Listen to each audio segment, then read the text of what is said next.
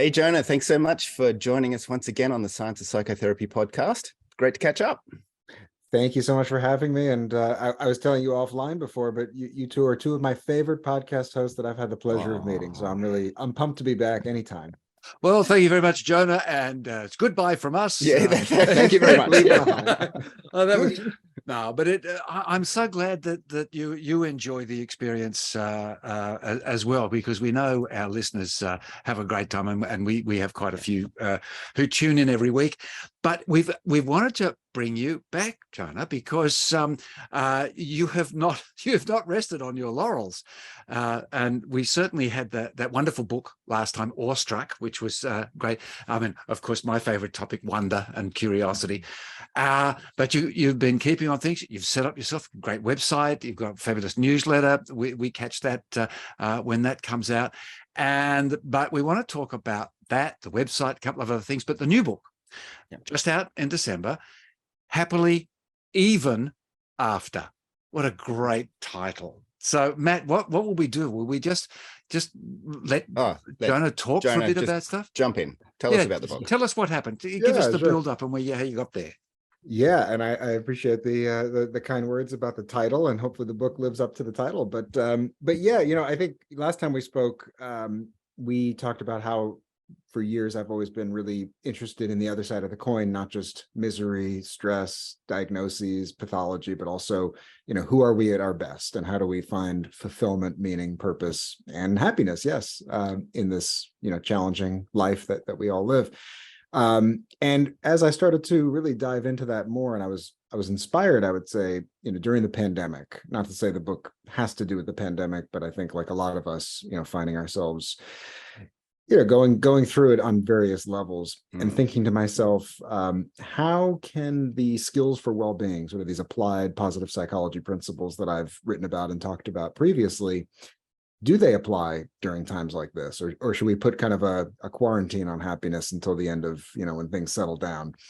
And really, the more that I was digging into it, the more I realized that all these types of principles, like awe and wonder, which I do write about in this book too, but also like compassion and connection with others, and developing a sense of meaning and purpose and gratitude and all the rest, are just as important, I would say, during the hard times. And both the research points that out, but I think even in terms of just how we can find our way out of times of struggle, whether it's the pandemic or a loss or a breakup, by developing our capacity for these inner strengths. So I was really struck by that, and I wanted to write something that, yes, it was inspired by the pandemic, but I want it to be just as relevant for anything that life throws you. Because if there's one guarantee for all of us, is that life's going to knock us down.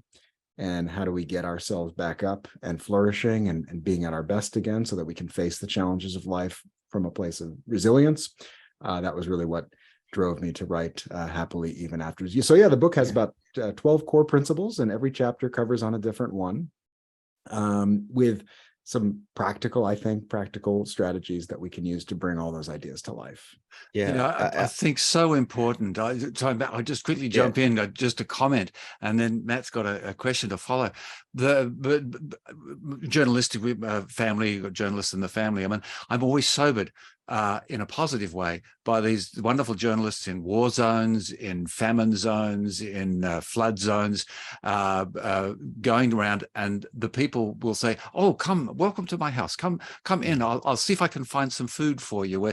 And this sort of there's people who manage to find within the trauma the maintenance of their joyous self, or their connected self. Of course, equally, sometimes it becomes the trauma is too great and we become destabilized.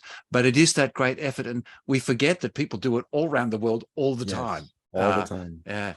Sorry, Matt. I just wanted to jump that one in. And I'll just point something out there. I write about that in my chapter on resiliency and growth following hardship. But it's a great point that we have examples of this all around the world, of people faced with the most, challenging things imaginable, who actually, not only bounce back, but in many cases flourish.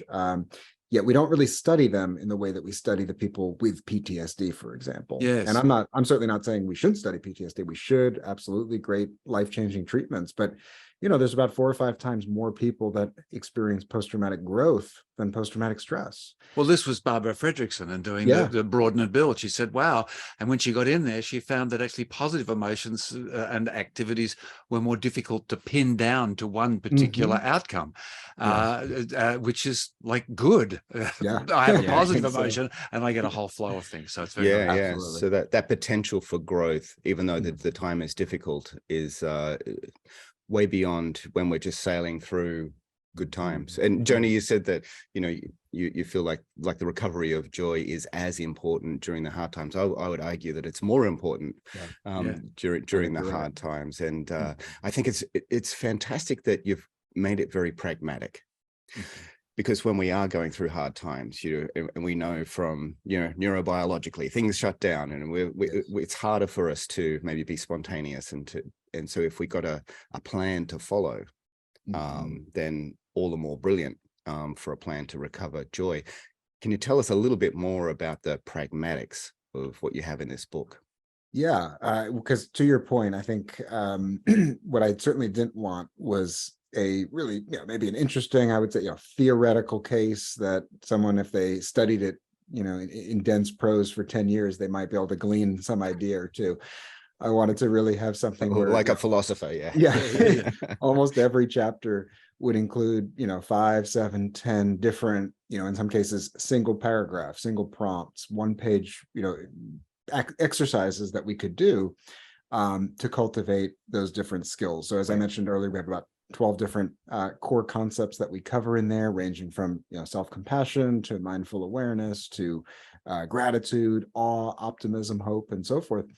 And really, after a brief explanation and a little snapshot of the research on, how does this apply during the hard times, it guides the reader through a handful of different, just very, very simple, low-hanging fruit of, what is one way that you can foster gratitude today? What is one way that you could look out for awe and wonder, no matter where you find yourself in this moment? What is one small step that you could maybe take to connect with somebody who's in your life, but who you've maybe drifted apart from? And recognizing too that everybody's different, right? And we don't really know that, what skills are going to really resonate most for anyone else. And so for that reason too, I didn't want to just focus on compassion or just focus on awe. I really wanted to give this, as I jokingly call it, like the buffet of options or the tasting menu if you're classier. Well, toolbox, to go through but it's really important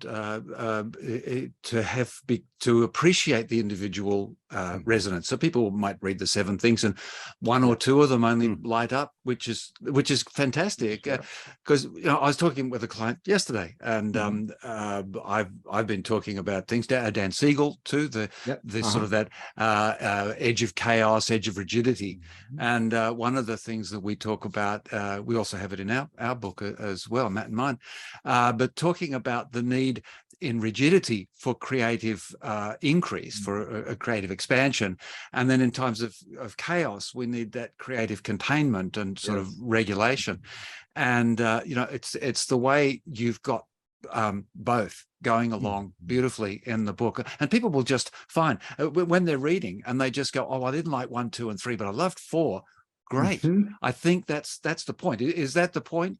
Yes, and I even tried to say that very clearly early on, where I think I even will say, you'll probably read some of this and find it doesn't apply to you, that it's cheesy, that you don't agree with it.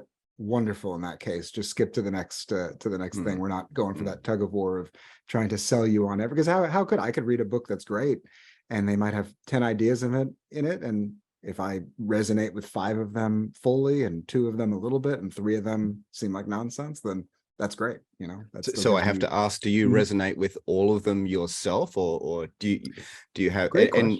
And if you don't, how did you go writing about things that you don't quite resonate personally with? Yeah, that's a wonderful question, actually. So what I tried to, and I would say the short answer is I probably don't resonate with each and every practice that I teach in there. And I'll give you like one example is, I'm a big proponent of the importance of being present and cultivating kind of mindful awareness. However, I will admit here on air that I'm not the world's best meditator. It's one of those practices that I kind of drift in and out of over the years. I have stretches where I have diligence about it. I wish that I was better about it, but I'm a pretty good mindful walker and mindful Right. eater, and sort of engaging in activities that are grounding to me, where I'm exercising a lot of those same mental muscles, but not necessarily in a formal meditation. So for example, I will include some, formal meditations in the book that I certainly believe in them in that sense, but they're not things that I necessarily find as helpful as others. Same would go for quite a few. There's some exercises in there that if a therapist was asking me to do it, I'd be like, great, I'm pumped. And if a therapist was asking me some other ones, I'd be like, I don't know about this. But really casting a wide menu. And what I tried to do was really, leaning on, you mentioned people like Dan Siegel, and then there's Rick Hansen, there's John Arden, there's all these wonderful people that are doing interesting work in this space.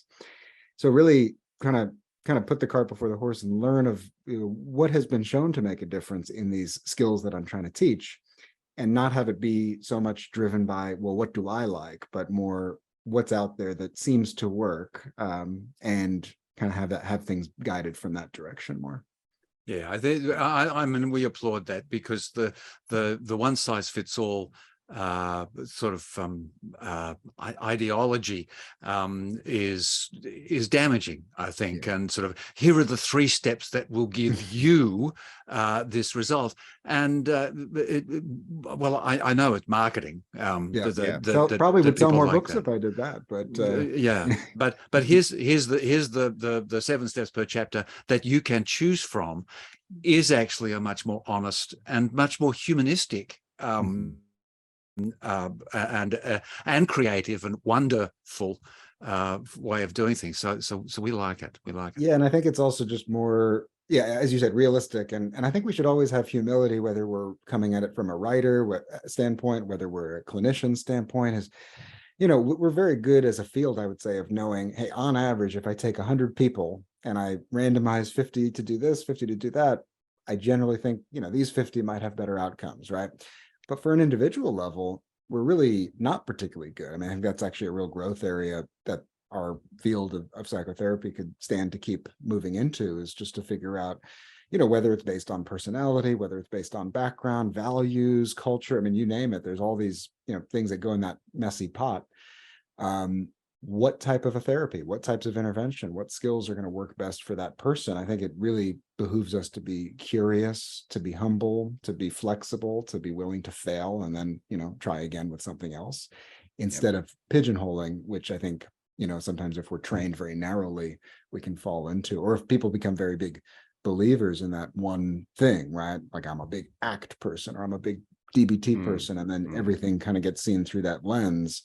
That, I think, runs risk as well. Yeah, which is the very reason why we are also in the same space as you, the smorgasbord space. We provide a smorgasbord, smorgasbord buffet. This is all. Yeah.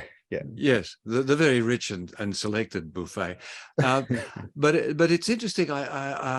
People talk about the rationalization of stuff, and the importance of that, of making decisions and careful decisions. And I use the buffet example of what we call an idiomotor response, just sort of a non-conscious implicit action that occurs, physical action. And you're walking across and along the past the cake buffet, and going, oh, I really shouldn't eat all these things, or there's those things. But that hand somehow, out of some strange thing, will just be reaching out, and you'll go, oh my. And it's really interesting, as my wonderful mentor Ernie Rossi would say, when we do these sort of idiomotor responses, these sort of implicit actions, that's fantastic. But then think about it, because that's why we had this wonderful prefrontal cortex, so we don't just start grabbing things and having great trouble.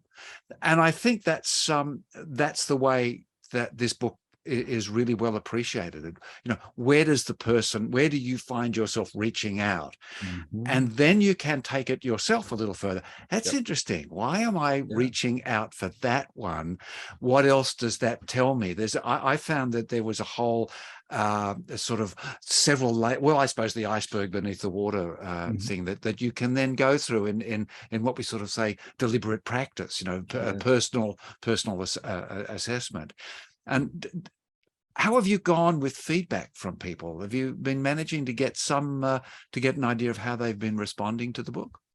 Yeah, I mean, so it's early days still, but so far so good. And actually, I mean, like with a lot of people that both teach and write, like myself, the other thing that, I think was a little advantageous and lucky for me was a lot of the different ideas that I cover in the book really were born out of not only like the previous writing and research that I'd done, but even like what did I feel like was going over well and had gotten good feedback on in workshops and in seminars and things like that. So in some ways you end up, as time goes on, kind of writing more of your books in that, beforehand, before they're even a book. It's kind of the ideas are germinating like that. But no, I love what you said there too, by the way, of just, so many layers and texture to this, of certain ideas, concepts, themes are going to resonate more with somebody, but instead of just automatically going with that, having that ability to check in with ourselves and sort of and kind of engage that idea. But then on the other hand, through that deliberate practice, a lot of, and that's what I talk a lot about in the book too, is these initially clunky skills start to become much more deeply ingrained through that repetition, through that habit, and through that sort of integration of it into your mind. And I always think about like driving. Like if you think about, a lot of us drive. And now you're like other side of the road down there, right? Yeah. Oh yeah, very weird. Of course. Yeah. We're on the proper side of the road. You're on Yes, the proper side. We're on the weird side, right? Yeah, that's right. Every time I've ever had to drive on the left like that is tricky. But driving is a good example, because if you actually think about it, and the first time that you drove, whenever that was, it's actually really hard to drive.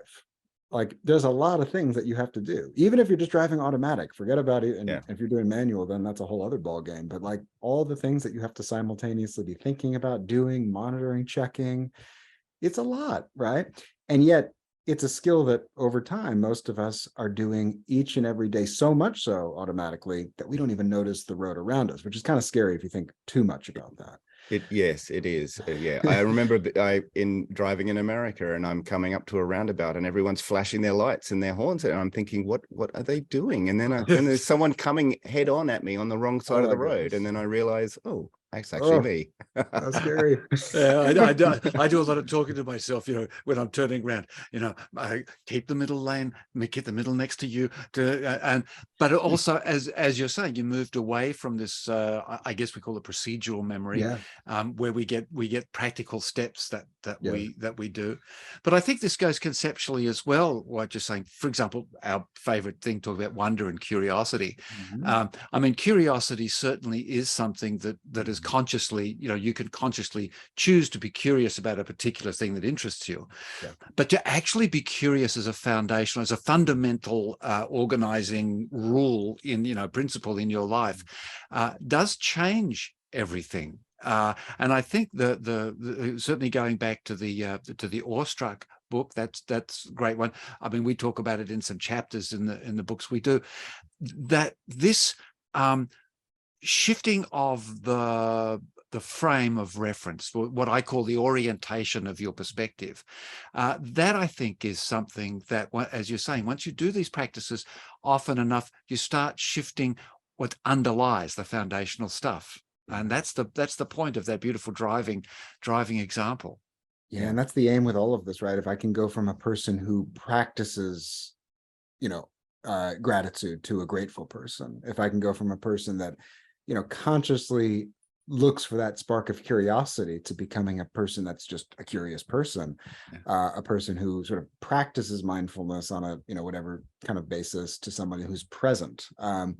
That's really the aim. And I think the more that we build those, those neural pathways and those networks, the more that we activate those, the more that over time, it really just does become that baseline, which, by the way, for listeners, I want to always be clear. Like, it's not like you reach this point of nirvana where, where it's just like everything else is easy from that point on. And I'm just grateful and life rolls off your back when it's hard. Like, that's the other thing I always try to write about. And I certainly did in Happily Even After is, life. I've run a happiness class. I'll back up, for 10 years. And we jokingly tell people, and I write about this in the book, for 10 years, we've given the same little spiel at the beginning of each time we run it, which we say, we're going to give you one money back guarantee in this. Life will continue to have moments that suck. Life will continue to have moments that are challenging. Life will continue to have moments that are really difficult, that knock us down. That's going to happen. The question is, how can we put ourselves in a position to respond differently the next time than maybe we do right now? But there's going to always be those hard days. There's going to be, being a happy, people will sometimes ask me, oh, you write about happiness. Are you happy? And I will say, sometimes. I have a lovely friend that just quickly, an actor friend of mine, and you would say, are you happy? And he would say, well, I'm happy. I'm not happy, but I'm happy. So and I think that variations and happiness is an emotional thing, and but it's this framework of the basis upon which you move into things. And if our intention is to be happy, if we do that from a I don't think I will be happy perspective, that's very different from going, I could probably be happy given the appropriate circumstances. Because what were you thinking there, Matt? I mean, there were some things there. I could see the wheels turning in your the wheels are always turning. I feel as I get older that feel more able to be satisfied despite the things that are thrown at me.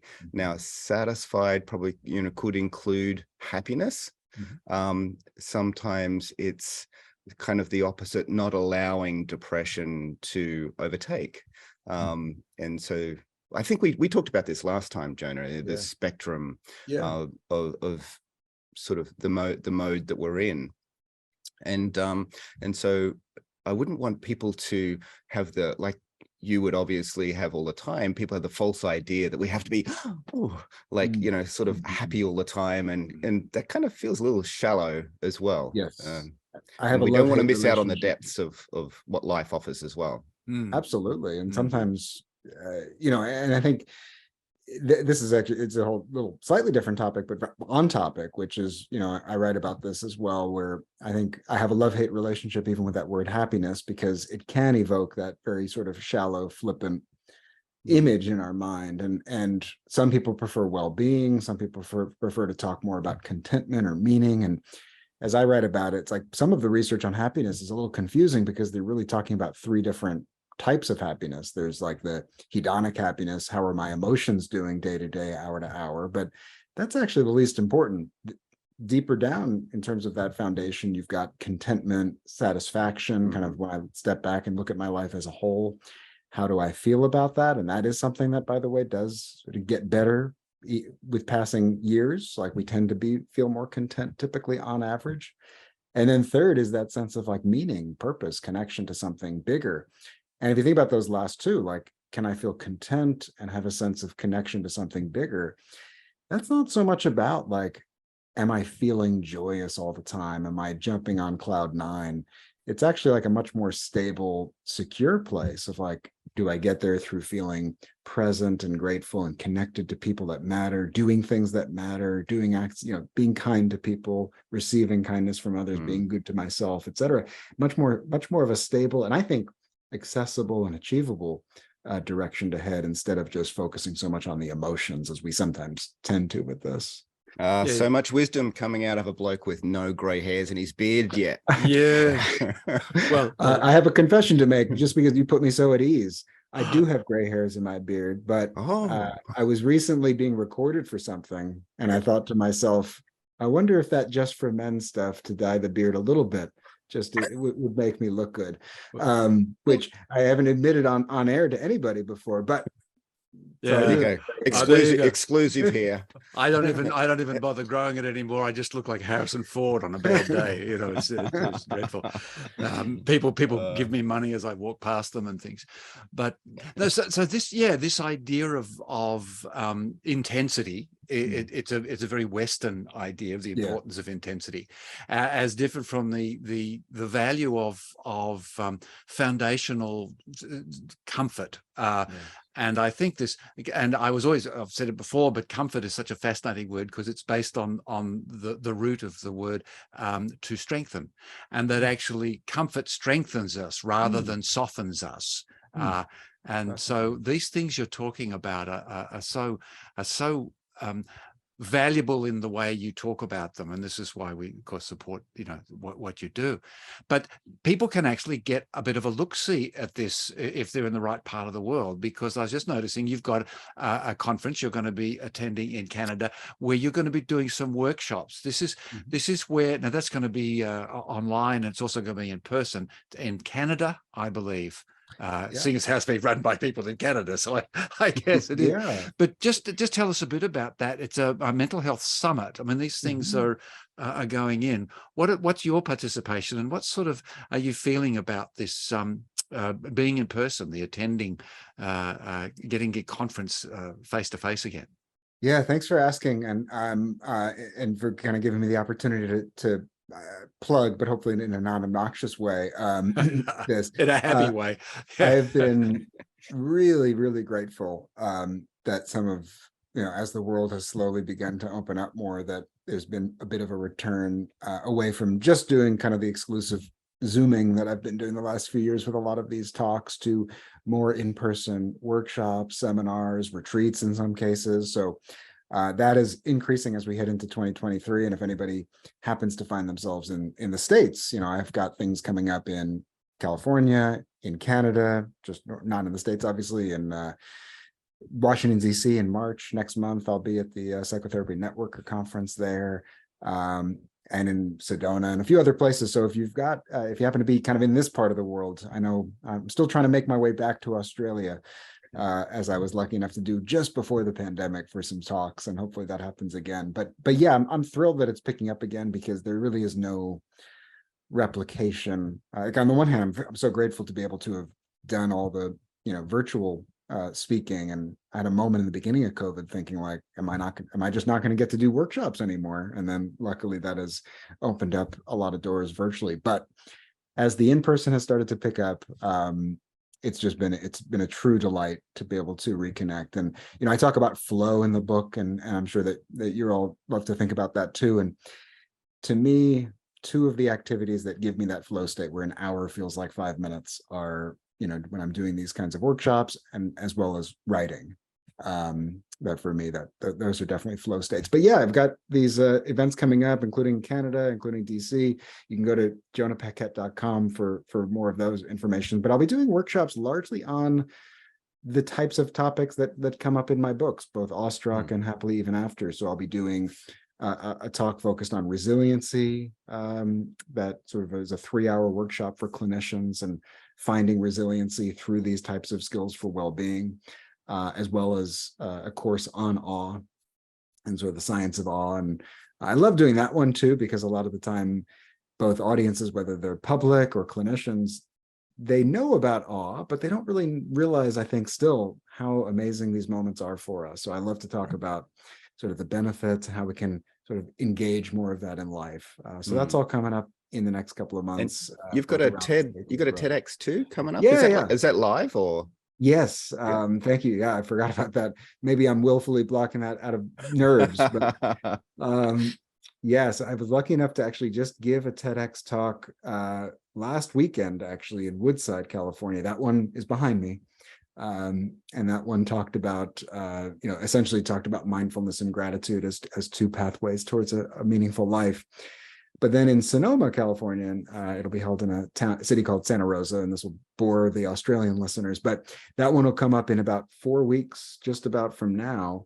And that one will be on Awe and Wonder. And it's a really cool event with lots of great speakers. There's going to be an astronaut there talking about things. And I was really honored to be part of that. So that's coming up in March 4th, Saturday, here in California for TEDx. Okay.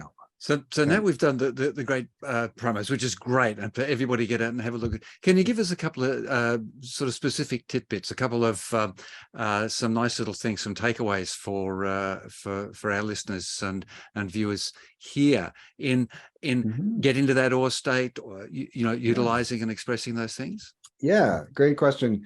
Well, I'll give you the sneak preview of one of the things I really highlight in this in the talk on awe. Is how, even though we tend to think of awe, I think we hear that word awe and our mind just jumps to these very, major once in a lifetime moments, right? These flashbulb memories of seeing the Grand Canyon or an incredible, view of the Milky Way. And I know that when I hear that word awe, it's very easy for my mind even to just immediately leap to that, being in the redwoods, whatever that might look like. But one of the main take homes that I'm really trying to highlight in that talk, which I think all of us can keep in mind, is these moments don't have to be so rare. We think of them as these sort of once in a blue moon type experiences, but really, if we think about it, and this gets back to even what you were talking about earlier, Richard, if we can start to look at our life in a new lens, right, bit by bit, we can actually see that we're surrounded by amazing, miraculous things all the time. Like one simple practice that I even mentioned in the talk is literally wherever you're finding yourself in this moment. We're all where we are right now, but if you're listening in a month from now, just literally stop, pause, look around wherever you are, and notice how much in your field of vision, what can you see, touch, and feel that would have been completely futuristic and Jetsons-like and mind-blowing to somebody 50 years ago even, let alone 500 or 5,000 or 50,000. We become so immune and sort of accustomed to these things over time, but in some ways, like, we should all be walking around with wide eyes and, saying wow constantly, because we are continually engaging with the most amazing things. Us having this conversation right now through this platform called Zoom in a completely different time zone. I mean, this is the kind of thing that even 50 years ago, I would have had to get on multiple legs of a plane, get to where just for us to have this face-to-face conversation. And now we're doing it in real time through a screen, or the phones that we keep in our pocket having more computing power than what it took to launch the Apollo space missions back in the day, like constantly miraculous. So I think getting in touch with that is one way that, like, no matter where we are, we can, and of course, connecting to nature and engaging in the arts. These are other, of course, pathways to awe, but I always love to think about, like, wherever we are, there's awe all around us. Well, this is great with, I've got a 5-year-old grandchild, and even now we've got another one who's just coming up at 6 months. But I was with my little 5-year-old grandchild, and we spent about a good half an hour with outside a block of apartments, and we knocked on all the letterboxes because they all made different sounds. And if you knocked on number 12, 27, 32, or whatever, you could make a little song, a little bit of music. And it was fantastic. It was magnificent. It was tremendous. And it was almost like, as we left it, she was walking down and said, is there another one? Is there another set of, where's another place? So the simplicity of things is terrific. We live on acreage, and often you'll go walking around, and I'm very, very familiar with the property now, of course, because I'm on it all the time. But I'm wanting to get into macro photography, and then changing my perspective and focus of attention to the very, very small. Suddenly, my property now is a whole new world of amazing bugs and things on that very tiny level that really is awesome. And so just that shift of perspective and focus, and suddenly a whole new world opens up. I had an experience not too long ago, kind of lying on a picnic blanket and just kind of looking over and seeing a small sort of little insects walking around, little ants or whatever. And you're like, when you really get into that world, it completely puts things like, my life that is the most important thing in their world, is like this little 1 foot patch of dirt. And that is life. And we're all interconnected. We share a common ancestor. I mean, it's really amazing. But I love that example too about your 5-year-old grandkid, because kids are a great example as well of, like, a lot of the time we think, oh, adults have to teach kids how to, whatever. But I think with awe, it's actually the other way around. We need to learn from kids, like, how to keep this childlike sense of wonder going, because we lose it somewhere along the way, right? And we kind of get numb to things, and we have blinders on, and rediscovering that magic is beautiful. So those were great examples, both of them. Yeah, it's grand permission. Me and Stevie, we just go off, and we so she, the 5-year-old takes her 68 going on 5-year-old grandpa. Off we go. Yeah. I have to say, I'm very jealous that writing is one of your flow states. I mean, Well, I I'd- should clarify though, just for Mm. the sake of, honesty. When I've got all the notes and the outline and it's time to sit down and just crank that out, once I've kind of done the legwork, then it flows then and I'm like, time flies. okay. But I wouldn't say like poring over the texts and, transferring the references. And there's a lot of non-flow states in the writing process. But if I could just sit down and write, that's flow. So it all depends on which part we're talking about. Okay, not so jealous now. No. Not so jealous. But it was interesting. We're looking at flow and some other work I was doing before, and there was a Sufi dancer, a famous Sufi dancer, and of course Sufi dancer is just this spinning process that goes. And the idea is you get in the spin, you get into this enormous meditative state, and you do this wonderful thing. And so the interviewer said, "It must be wonderful doing what you do because every time you dance, you have this incredible experience." And the dancer said, "No, that is why I dance. I dance not because I go into that experience every time, is because I only go into the experience sometimes, and it's worth dancing every time for it to happen." And he actually called it the genius. And I've heard people talk about this, that we are not geniuses ourselves, but we tap into the genius, the extraordinary, the awesome, the wonderful, the magnificent. And that was why he continued to dance, because it didn't happen every time.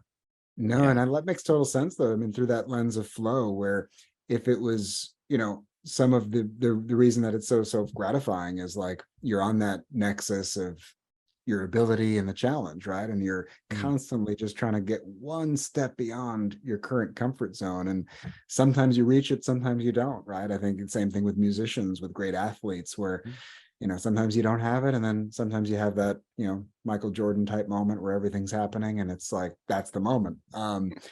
But yeah, if it happened every time, it wouldn't be special, which I think also has a good reminder too of life in general, that, I think we talk about happiness and it's easy to think about like, oh, that's just all about the cheerful stuff and the good stuff. And I think to me, genuine full, happiness, real happiness comes in the context of the full spectrum of our experience, right? Including pain, including sadness, including grief, including loss.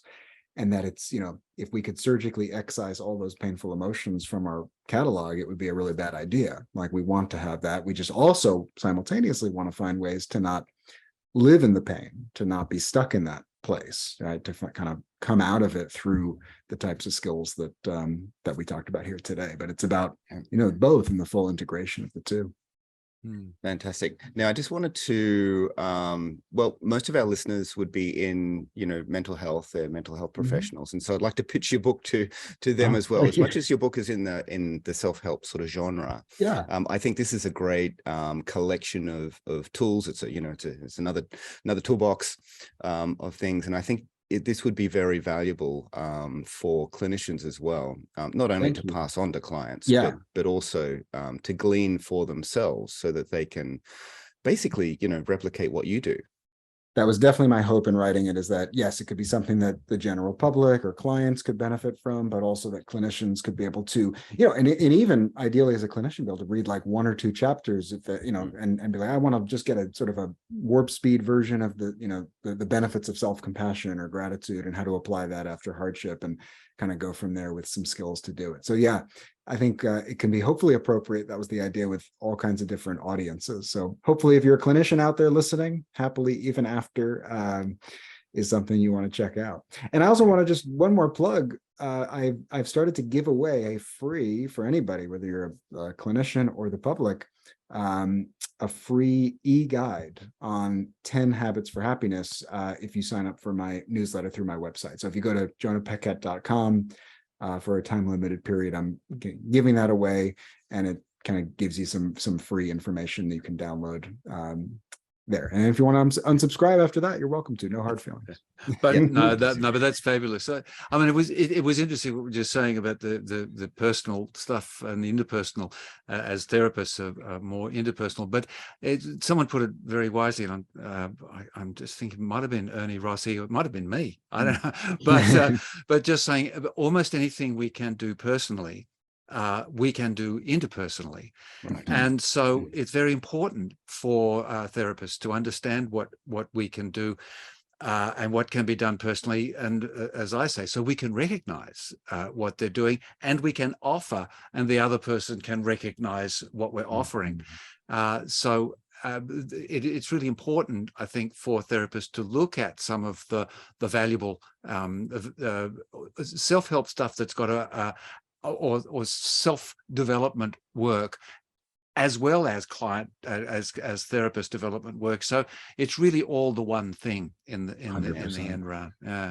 Yeah, especially in this time now where we are so disconnected often and lonely. Yes. And isolated, that whether it's in our relationships, whether it's with a therapist client dyad, like the more that we can talk about and bring this stuff up, but in a way that's relational, I think it's going to be that much more impactful on a person for sure. Fantastic. Jonah, it's always a pleasure to catch up with you. Oh, right back at you. See all the wonderful things that you're doing and writing. And we'll be sure to put links in the show notes for everybody, so that you can also chase Jonah down and see where he's at. So thank you once again. Pleasure as always. Great to see you both. Yeah, it's beautiful. And I think the last comments you made were just fabulous, and a great wrap up for the experience we had today. And we look forward to doing the next one. Absolutely. Whenever that comes. And maybe the science of psychotherapy can bring out Jonah Paquette. I don't know. We got to start thinking about things, get a few people and maybe put together. Anytime. Have a beer. Yeah. Awesome. We owe each other that beer. Yeah. Right. Awesome. Okay. Thanks, Jonah. Thank you. Okay. Bye-bye. Bye.